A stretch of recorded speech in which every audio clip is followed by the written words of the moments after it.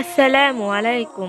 প্রিয় দর্শক, আজকে হজরত খাদিজা রাদিয়াল্লাহু তাআলা আনহার জীবন কাহিনী ও হজরত মুহাম্মদ সাল্লাল্লাহু আলাইহি সাল্লামের সঙ্গে বিয়ের আগে বিবি খাদিজা রাদিয়াল্লাহু তাআলার কয়বার বিয়ে হয়েছে সেই ঘটনা নিয়ে হাজির হয়েছি। হজরত খাদিজা রাদিয়াল্লাহু তাআলা আনহা ছিলেন নবীর সহধর্মিণীদের মধ্যে সর্বপ্রথমা ও সর্বশ্রেষ্ঠা। জান্নাতি মহিলাদের প্রধান হজরত ফাতিমাতুজ জোহরা মহিষী মাতা। নবী মুহাম্মদ সাল্লাল্লাহু আলাইহি সাল্লামের নবুয়াত প্রাপ্তির পর এই মহিষী নারী সর্বপ্রথম ইসলাম গ্রহণ করেছিলেন। তিনি একমাত্র মহিলা যাকে দুনিয়া থেকে জান্নাতের খোঁজ খবর জ্ঞাপন করা হয়েছিল। জাহেলি যুগের কোনো প্রকার অন্যায় বা পাপ তাকে স্পর্শ করেনি, বিধায় বাল্যকাল থেকেই তিনি তাহেরা বা পবিত্রা উপাধিতে ভূষিতা হয়েছিলেন এবং এই নামেই তিনি হয়ে উঠেছিলেন পরিচিতা ও খ্যাতনাম। রূপে গুণে তিনি ছিলেন অতুলনীয়। সতী, সাধ্বী ও পবিত্রতা এই বিদুষী মহিলার গুণাবলী বর্ণনায় বুখারী ও মুসলিম সহ বিভিন্ন হাদিস গ্রন্থে বহু সংখ্যক হাদিস বর্ণিত হয়েছে। হস্তি বর্ষের 15 বছর পূর্বে 555 খ্রিস্টাব্দে হজরত খাদিজা রাদিয়াল্লাহু তাআলা আনহা মক্কায় জন্মগ্রহণ করেন। তার কুনিয়াত উম্মে হিন্দু ও লকব ছিল তাহেরা।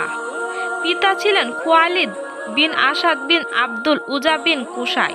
তিনি কেবল একজন সফল ব্যবসায়ী ছিলেন না, বরং তার বিশেষত্ব, সাহস আর দূরদৃষ্টিতার কারণে সমগ্র কুরাইশের মধ্যে ছিলেন অত্যন্ত শ্রদ্ধার পাত্রী।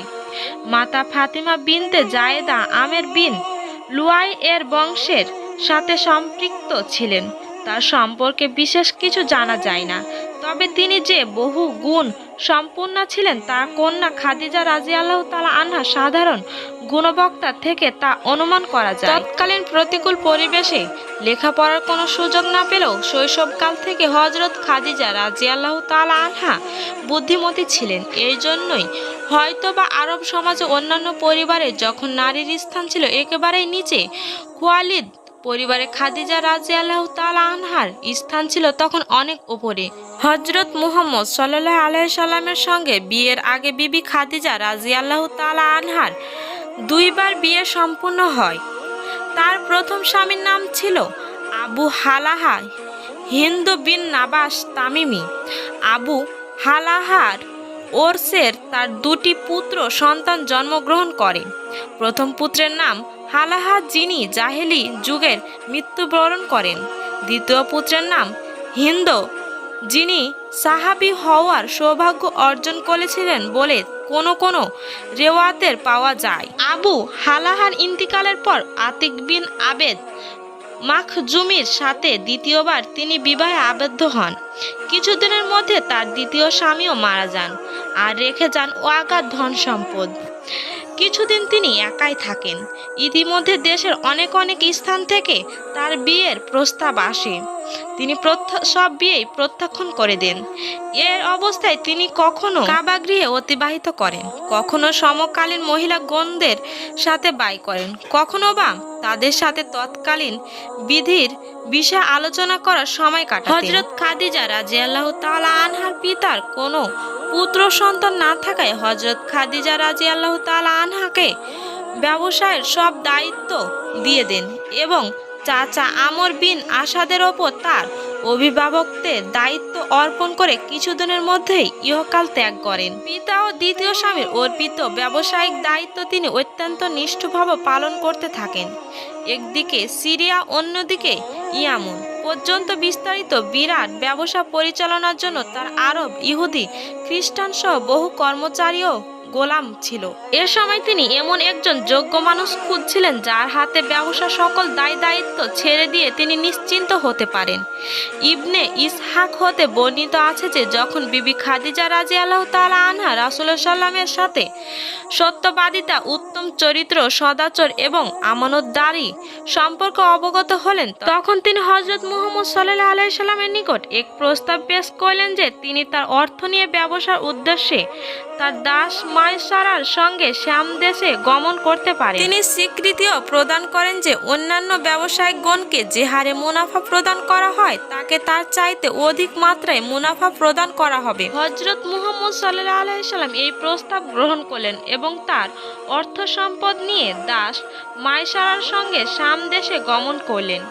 সিরিয়া থেকে যুবক নবী সাল্লাল্লাহু আলাইহি সাল্লাম প্রত্যাবর্তনের পর হিসাব নিকাশ করে আমানত সহ এত বেশি পরিমাণ অর্থ তিনি পেলেন যা ইতিপূর্বে কোনো দিনই পাননি। অধিকন্ত দাস মায়সারার কথাবার্তা থেকে হযরতের মুহাম্মদ সাল্লাল্লাহু আলাইহি সাল্লাম মিষ্টি ভাষতা, সত্যবাদিতা, উন্নত চিন্তা ভাবনা ও আমানতদারি ইত্যাদি বিষয় অবগত হওয়ার পর তিনি এত বেশি প্রভাবিত হন যে নিজের দাসী নাফিসা বিনতে মুনাব্বিহ এর মাধ্যমে হুজুরের সাল্লাল্লাহু আলাইহি সাল্লাম নিকট সরাসরি বিয়ের পয়গাম পাঠান। রাসূলুল্লাহ সাল্লাল্লাহু আলাইহি সাল্লাম এই বিষয়টি আবু তালিবের সাথে আলোচনা করেন। আবু তালিব এ ব্যাপারে হযরত খাদিজা রাদিয়াল্লাহু তাআলা আনহার পিতৃব্যের সাথে আলোচনার পর বিয়ের প্রস্তাব পেশ করেন। এক শুভক্ষণে আল্লাহ তাআলার অনুগ্রহ প্রাপ্ত দুই বান্দা ও বান্দী পবিত্র বিবাহ আবদ্ধ হয়ে যান। এই বিয়ের মোহরানা ছিল 20টি উট।